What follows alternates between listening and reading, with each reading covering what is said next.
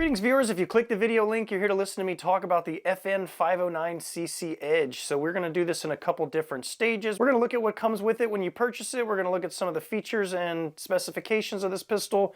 I'll give you my thoughts and opinions. We're going to do a little compare and contrast session.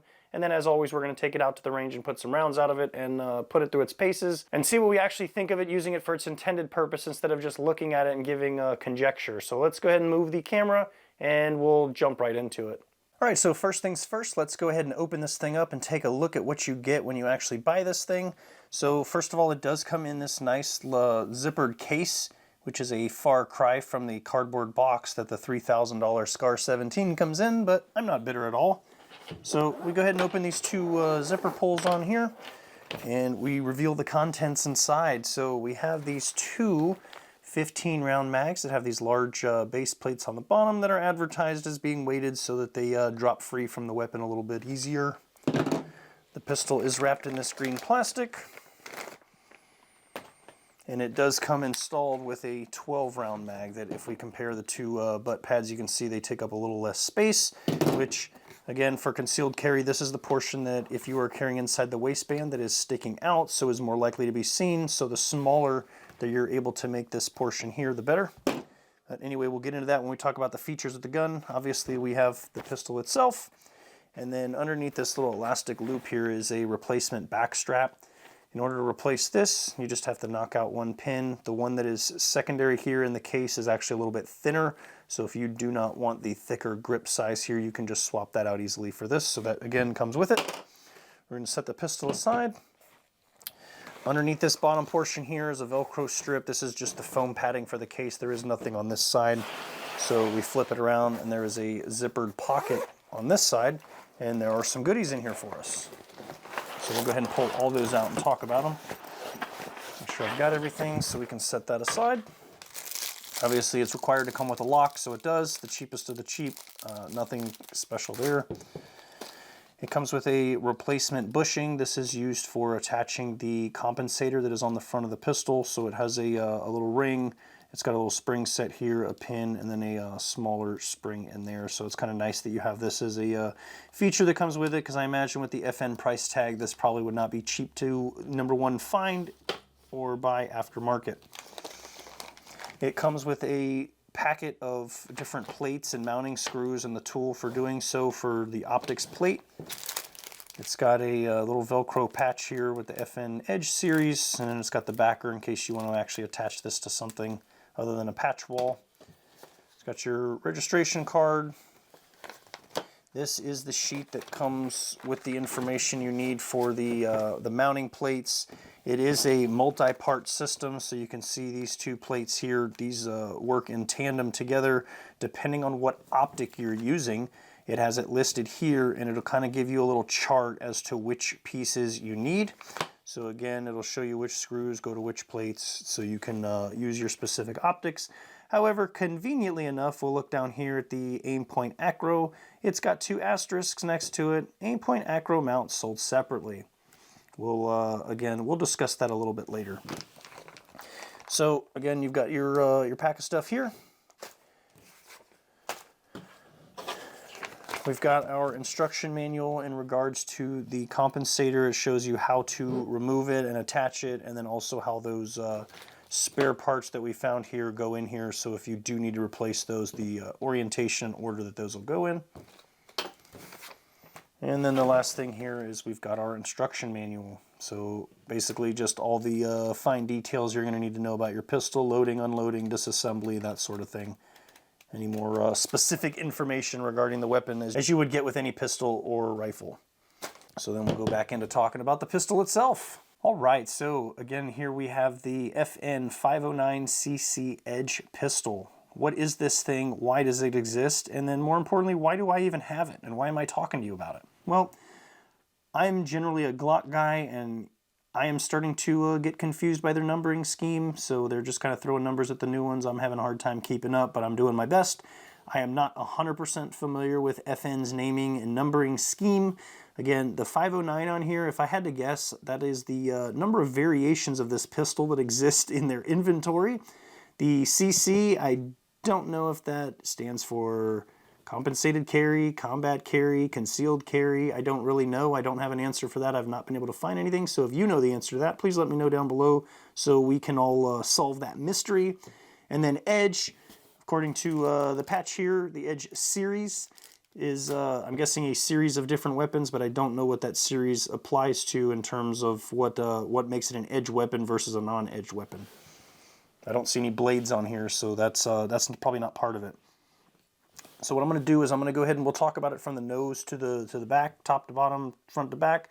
So hopefully I don't miss any of the features or any of the specifics here to regale you with the information that you came to the video to see. So again, we do have a compensator that's attached to the front here. It uses its own proprietary lockup system to attach to the barrel. You're not going to be able to pop this off and put it on any other weapon. It is advertised to reduce the muzzle rise on this thing by 25%. I don't know what kind of matrix you use to establish that or determine what 25% of recoil reduction is on a weapon, but nonetheless it's there. So we've also got our lightning cuts on the slide here. These are going to make the slide a little bit lighter. It's not lightning as in electricity, but lightning as in, instead of being heavy, it's lighter. So the slide can cycle a little bit faster. They are also textured so that they can provide some sort of grip depending on if you need to do a chamber check or some sort of emergency action with your pistol, malfunction, clearance, whatever, what have you. That is there for extra grip as well. So the sights that come equipped with this thing, they are tall sights. The front is fiber optic only. There is no nighttime glowing capabilities with that. There's no tritium in this, so it's not a fiber optic plus tritium. It is only fiber optic at nighttime. You're not going to see anything emanating from the front sight, and the rear sight is blacked out. So just so you can get a view looking down the sights there, you just have that single fiber optic green dot in the front. So this is a gold titanium nitride coated barrel. The titanium nitride is not just a pretty look for the gold other than making it stand out. It is supposed to be for lubricity, which if you were to look at metal under a microscope, you'll notice that there are pits and things in it that you would not see just looking at it. So this coating kind of fills that in and makes it a little bit smoother so things can glide over it better, as well as increasing the wear life. So when the metal parts of the slide are rubbing on this thing, it should last a little bit longer than if it didn't have that coating on there. Or at least that's what they want us to believe. So this is a 4.2-inch barrel with a 1 in 10 right-hand twist to it. In case you were wondering about those specifications, we do have an optics mounting section right here. There are 2 screws on the top. This entire plate comes off, which includes these 2 wings that are on the outside of the rear sight there. You can see that is part of this plate, so when those come off, the sights actually have access to slide in or out, so you can replace them if you so choose. So we do have a rail system here. Depending on what you're mounting on it, it should come with different keys that will allow you to interface with that. We do have a takedown lever here, which we'll go over when we get to that portion, but that's all that this is used for. This is an ambidextrous slide stop or slide release, whatever you prefer to call it. It is one piece, so when you push up or down on one side, the other side moves with it, so you can access it again from either side of the weapon. On the extractor side here for the pistol, it does have a loaded chamber indicator, which some pistols do not have. You may or may not be familiar with that. So as this sits right now, you can see the extractor is completely smooth and flush with the side of the weapon.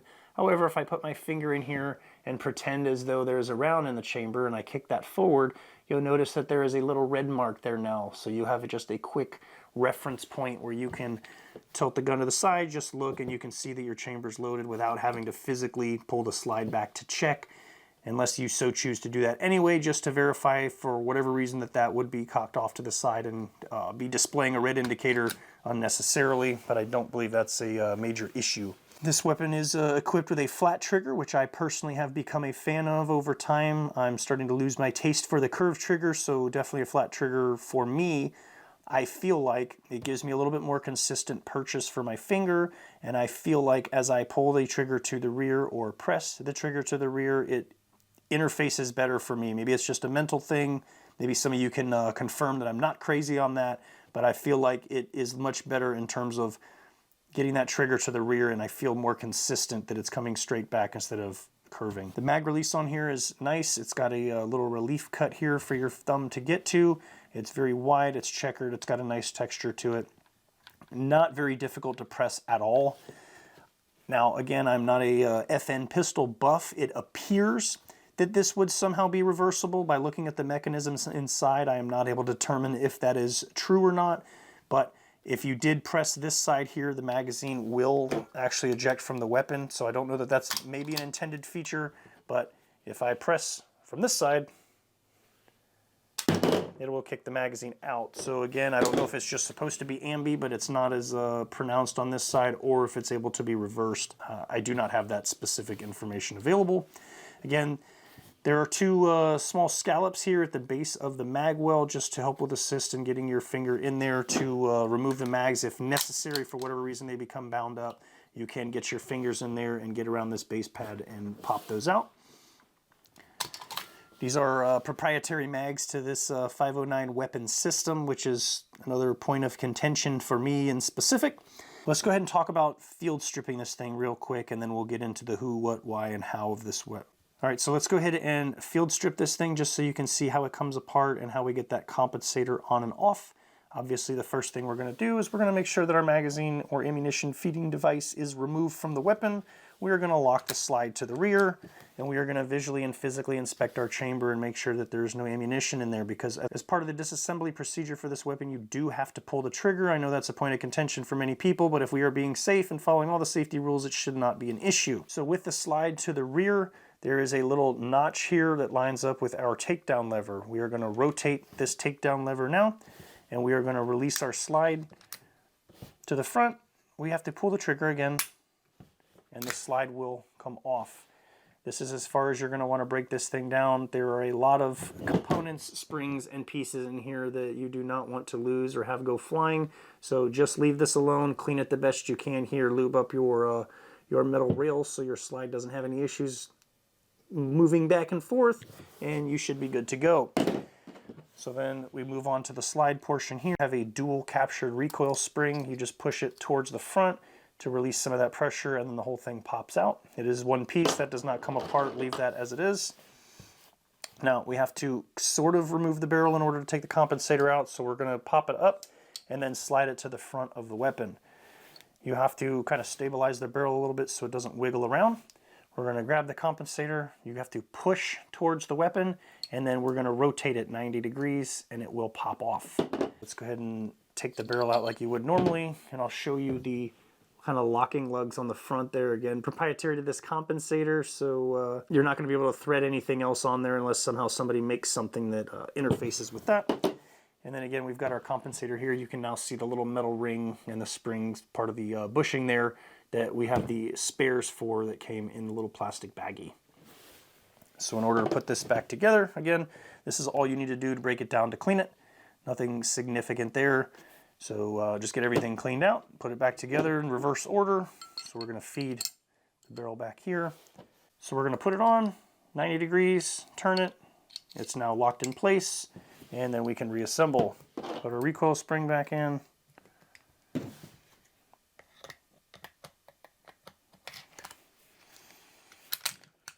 Lock the slide to the rear, flip our lever up, and our weapon is put back together.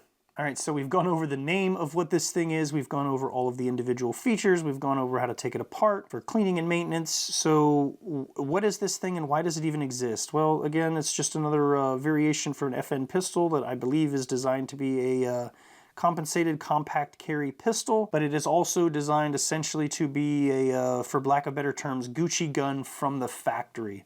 So this thing does come with it a significant price tag. It is in the $1,300 range, depending on where you buy it. It may be a little bit higher than that. And that's not including, again, transfer fees and background. So that's just whoever you're purchasing it from, that would be the base price. I believe its MSRP is listed in the $1,600 range. So again, not a cheap thing to swallow for a single handgun. Now, again, if you were to purchase a full-blown pistol from somebody such as Staccato or Nighthawk Customs or even Agency Arms, and some of the features that you get here, including a compensator, lightning cuts on the slide, a gold titanium nitride coated barrel, a optics cut with a plate for it, these are all things that usually a lot of pistols do not come with stock from the factory. So when you couple in the cost of a stock pistol plus sending it off for all the upgrades and things that are coming with it from the factory, you're just getting those up front instead of having to do it after the fact. So that $1,300 price tag becomes not necessarily unreasonable. I personally feel like for the price that it should have at least come with night sights at a minimum. Maybe some people are going to disagree with me on that one, but again, for that price, yes, you are getting those other features, but that is the one thing, if FN were going to ask me what I would change, that would probably be it, and I would at least even leave the back one blacked out, and something such as the Trijicon HD sights where it has the nice bright painted circle plus the tritium inside for the night sight, that would be the one thing that I would change. Well, so far we've covered all of the features and everything that you've probably seen on 100 different people's videos that have reviewed this weapon, so there's not a whole lot I can add in that arena, again, other than just stating facts and things you've probably already heard or seen somewhere else. So now I'm going to kind of jump into the portion where it applies more to me, and perhaps maybe I can share some of my wisdom, information, whatever have you, from my experiences. So as of right now, my carry pistol for the last, I don't even know how many years it has been a Salient Arms Generation 3 Glock 19. So I purchased this all as one unit. I believe I bought it from Reactive Gunworks long time ago when I bought it, and I paid somewhere in the ballpark of $1,800 for this thing. Again, we've got our lightning cuts on the slide. They did do the stippling and grip work on here, the undercut, which I am a huge fan of. Their trigger, to me, is absolutely unbeatable. This is one of the best triggers I've ever felt in any firearm I've ever shot. And I absolutely love this gun. The one shortcoming that it has is it does not have an optics cutout. I'm sure I could send it somewhere. I could have somebody mill the slide out so that I could actually mount an optic on it. But I think we're going to just leave it as is. I don't want to mess with it anymore, and we're going to try and upgrade basically and see if FN can take me away from being a Glock fanboy. There is a lot of contention out there, and I've seen several comments on a couple of my videos about people dumping on Glock, calling it a POS, get rid of it, get something better. Well, what exactly is better? What makes this better than this? They both do the same thing. They both fire the same bullets. They both have triggers and grips. There's nothing unique or revolutionary other than looking pretty or being designed differently between either of these two pistols, in my opinion. Again, one has an optics cutout, which can easily be remedied on this firearm, and then they're both in the same boat. It doesn't have a compensator. Well, I can buy an aftermarket barrel that has a compensator on it. So what makes one better than the other? Personally, I learned how to shoot with Glocks. I own many Glock pistols. I have the knowledge to take this entire thing apart, and I've made several videos, including one specifically on this pistol itself, where I used a single punch and I can remove every single spring and component from this weapon and take it apart, replace whatever I need to do, put everything back together, and I already have the knowledge and skills to be able to do that without even thinking about it. When I disassembled this FN pistol in order to strip all the grease and petroleum products with alcohol, this thing is a nightmare inside. There are so many extra components I feel that are absolutely unnecessary, and I almost lost one of them, and that was kind of a scary thought until I found it on the carpet crawling around. But it just seemed like it's kind of over-engineered or overbuilt for what I need it for internally, as long as, again, they pull the trigger, it goes bang, that's all that really matters. FN is a brand that I trust. I have owned FN pistols in the past, and I do own a SCAR 17. I have no issues. It has the FN name on it. I would confidently carry it without ever shooting this thing, and I would never even second guess it. Same thing with this Glock. Right out of the box, I would take this thing, I would go shoot competitions with it, I would carry it on my person and use it in a defensive scenario, and I would never once question if it was going to be reliable or not. So again, we're talking about the difference between the two. Let's go ahead and put this on top of the Glock 19. I don't know how well you're going to be able to see this on the camera. The grip portion of it is a little bit shorter, and that is kind of evidenced by actually gripping it, so you can see that while I am holding this, my pinky is covered by the mag well. It reaches towards the bottom, but we are completely encompassed with the base pistol that does not have a magazine in it.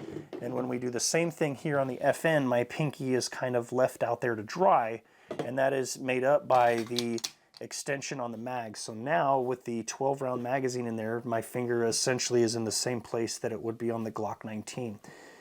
I'm not a huge fan of that for the simple fact that with this one, it's not maybe as bad, but there is some wiggle here. and my hands are using the magazine to grip. Do I think that's going to cause any sort of feeding issues or anything? No, I don't. But I am concerned that it could cause pinching. So as I'm shooting, I don't know if this is going to move enough, or even more so, the 15 round mags, because they do stick out a significant distance more and they seem to wiggle a lot more in there. If this gap here is going to start kind of grabbing my skin, whether it's on my pinky or on the meat of my hand here, if that's going to create an issue. So I don't know that yet until we go out and we start messing with it. That is my one immediate complaint. If I had to pick one thing, again, besides the sight, I can deal with that. It doesn't have to be a night sight. I'm going to survive. This would be my biggest complaint, is I wish the grip was, that the magwell was just a little bit longer, to the same length as the Glock 19. If it's going to be that big for the magazine anyway, then I don't see what the problem is in molding it that way, because you can't say that, oh, it's going to make it more concealed, because when I put the magazine in there, it's going to be the same size. So I'm not going to carry this without a mag in it. So that's I don't know, that's just irrelevant, that you're trying to make the grip shorter, but then you're re-extending it by putting a magazine in it. So I don't know. Maybe it's just me. But anyway, I wanted to, again, so we're comparing apples to apples, apples to oranges, whatever way you want to look at it. So I'm going to go ahead and throw this on the scale as well, and we're going to take a look at that. Let's go ahead and put the FN on the scale, and we are at 1 pound, 8.6 ounces, and that is without any sort of light. That's just the pistol by itself. So 1.86. We're going to put the Glock 19 with the Surefire XC1 light on it, and we come out to 1 pound, 6 ounces. So even with the light on there, it's still a bit lighter than the FN. I'm sure having the compensator on the front of it probably adds a little bit of extra weight. So it is a little bit more stout of a pistol. Again, these both do have flat triggers, which again, I am a huge fan of. I feel like personally, just from dry firing and putting them side by side, that the Salient trigger just, again, I have yet to feel a pistol that is better, in my opinion. I'm sure I'm going to get blasted from all the 2011 guys out there talking about how great their triggers are. That's fine.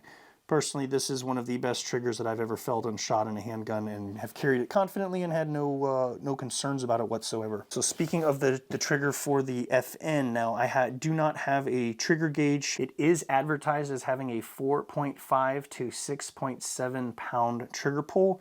Now again, giving those numbers doesn't really reference anything. By you just saying, oh, it's got a 5 pound trigger pull, I don't have anything to directly relate that to, and I can't, let you feel it through the screen. So you have a frame of reference for my thumbnail, and I'm going to start squeezing, and we are going to take the slack out, and you can see how much travel is there before we hit the wall. And once we hit that wall, there's actually a little bit of sponginess behind it. So usually when you hit that wall, you just kind of give it a little more of a press and you get that snap from the trigger. But unfortunately, that is not the case. So we get to that wall where we feel like we're going to stop, and there's still a little bit of squish in it before we finally get through it and it breaks. So I'm going to go ahead and reset the slide, but we're going to leave that there. So you can see where my thumb is again. That's where the trigger is, and we're going to let this out for reset. So you can see how far it has to travel. And then again, we've still got a little bit of sponginess on the back side of it. And we're still squishing before it goes off again. So is that a trigger that I would expect to have on a $1,300 gun?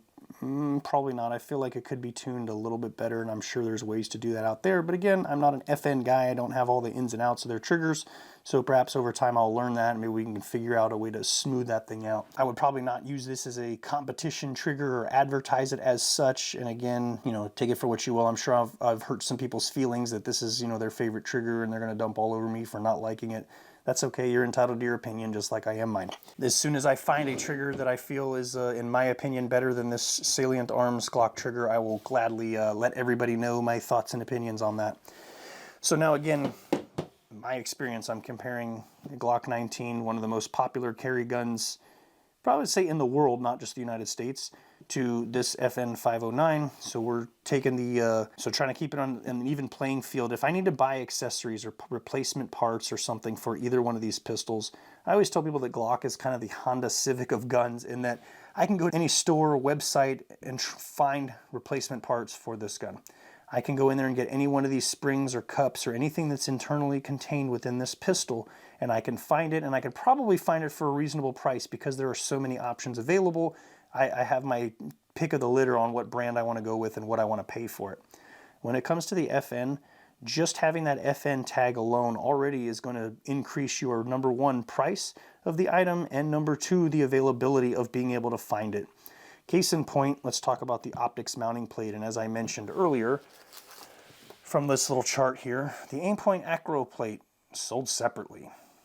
Well, that's kind of a problem since I have here an Aimpoint Acro P2 that I would like to mount to this thing, because now I have to go out of my way to find another mounting plate. So silly me going onto this chart here and finding out that I need MRD insert 520. Well, if you have time, go to your browser and try and find an FN 509 MRD insert 520, and you tell me a website that has it in stock, and you go ahead and tell me the price of what it's going to cost if they actually did have it in stock, because you're probably not going to be able to find one very easily. And again, that's kind of a pain in the butt. I can go on any website, whether it's Midwest Industries, Primary Arms, Optics Planet, any one of those. And so just say, pretend this is an MOS Glock.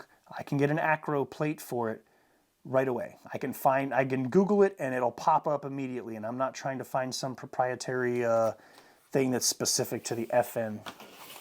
I was, after quite a bit of Googling, able to find an Apex aftermarket optic mount for this pistol for the Acro. So this is not a two-part mounting plate as it is for the, again, the other stuff that comes with this pistol and in this pack. So once I take these two screws out and remove this top plate, there's a smaller plate in there that comes out as well. And this mounts on there one piece, screws down with the two screws, and I'm able to actually mount the optic to it. So why am I obsessed with mounting an Acro to it? Why not just buy an RMR or something else? Well, our work pistols are in the process of being transitioned to the Aimpoint Acro P2. In order to maintain consistency between my work weapon and my carry weapon, I have purchased one myself, so this is my own personally owned Acro P2 that has been purchased for the purpose of mounting on this pistol and carrying with me now. That way there will be consistency between, again, work and concealed carry, so I don't have an RMR on this gun and a different optic on that gun, and every time I pick it up it's something different and it handles differently. In addition, I'm also planning on mounting the TLR 7A to this thing.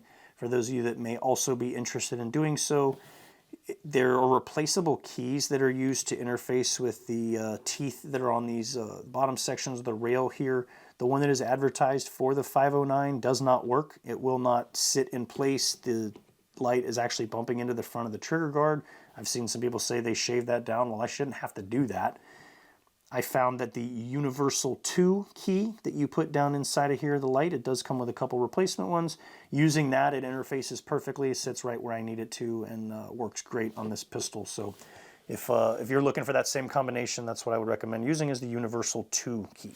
So same thing when it comes to accessories. So this is a brand new replacement FN 509 CC Edge 15 round magazine. This thing is normally advertised as around $80 for one 15-round magazine for this FN pistol. I could buy 2.5 to 3 Glock 19 magazines for that same price. I can pay anywhere between $20 and $25 for a stock one, or I can get them even cheaper if I buy something such as a Magpul or an ETS mag or another brand that would be equally reliable in terms of using in that weapon. And it would be a fraction of the cost, and I could buy multiple magazines. Of all the pistols that I own, Glock 17, 19, 26, 34, their magazines are interchangeable between the same series of weapons, whether it's 9, 40, 45. As long as it's a larger magazine going into a smaller grip of a weapon, they're interchangeable. I cannot do anything else with this magazine but load it into this gun, and that's it. So that doesn't make me too happy. Again, I was able to snag this one for $40 for Black Friday sale. $40 again, I could still buy 2 Glock mags for that the same price that I paid after taxes and shipping. So something to keep in mind when you're talking about a better firearm, because I'm sure there's people out there that dump all over Glock and say FN's the best. Well, it comes with its drawbacks, and not all of us can afford a gold-plated fancy pistol straight from the factory, and the Glock does exactly what I need it to. And again, taking a stock Glock out of the box, I feel confident enough that I can go run competitions or carry it on my person without worrying about reliability or any sort of issues. So I think I've kind of probably bored you to death by now. I know you didn't come here to listen to me talk about Glock 19s, but I wanted something to kind of compare it to in my own personal experience, since again, you've probably already heard all of the previous information and stats, and you can look the stuff up on the manufacturer website yourself if you needed any direct information regarding this weapon. So the only thing left now to do is go out to the range and put some rounds through it. I am planning to put the first rounds out of it without the compensator on it. And then I'm going to attach the compensator and I want to shoot it and see if I can actually notice any sort of a difference.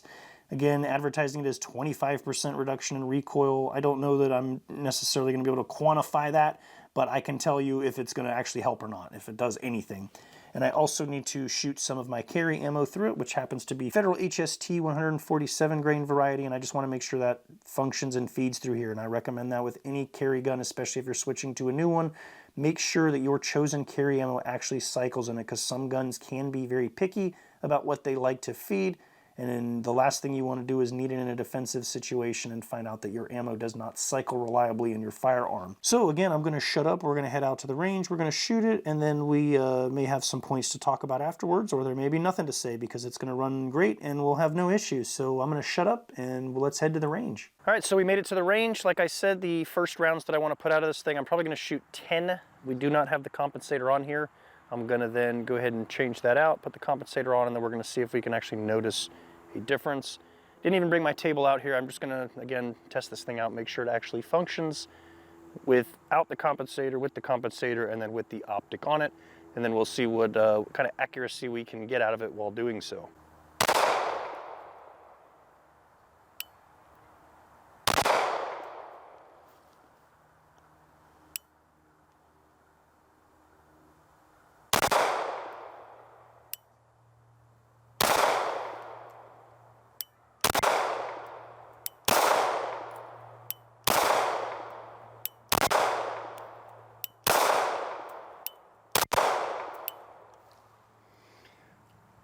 All right, so that was the first 10 rounds. So I'm gonna go ahead and put the compensator on, and then we'll see if we can actually notice a difference and feel that 25%.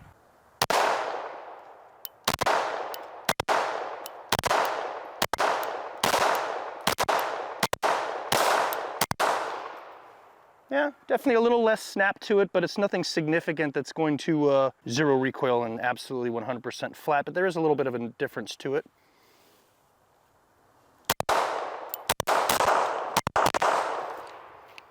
All right, so I have the optic mounted on here. I'm going to do my best to kind of give you a little view through the optic itself, get the sights lined up so you can potentially see it. So this is a 3.5 MOA dot.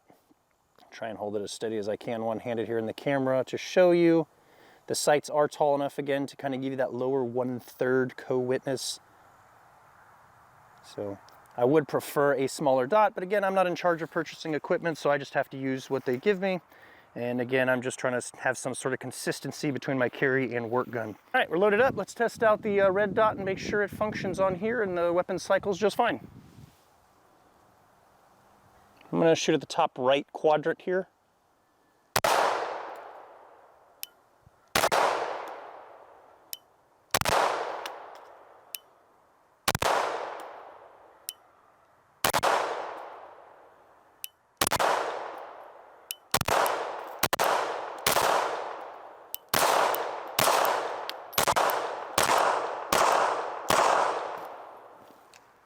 All right, so that did cycle just fine. We ran the mag empty, it did lock back, so that's a good sign.